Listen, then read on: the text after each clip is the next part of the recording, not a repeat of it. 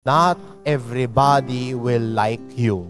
Hindi lahat magugustuhan ka. Pero anong mas mahalaga sa iyo? Maging totoo sa salita ng Diyos o marami kang ang kaibigan na mumuhay ka naman sa kasinungalingan at kasamaan? Sa iyo din yan.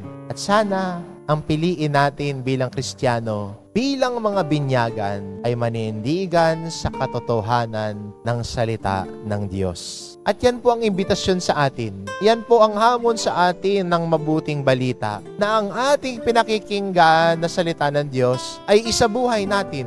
Ang ating pinakikinggang salita ng Diyos ay sana'y maging parte at humubog sa buhay natin.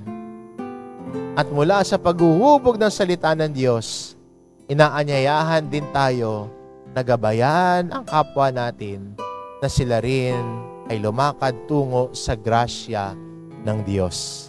Sama-samang naglalakbay, sama-samang nag-aakay, sama-samang nagpapaalala na tayo ay tumugon, lumakad kasama si Jesus. At kung ganun po yung gagawin natin, bilang mga nananampalataya, bilang mga nagmamahal sa Kanya, sama-sama tayong makakalakbay patungo at kasama si Jesus. Amen.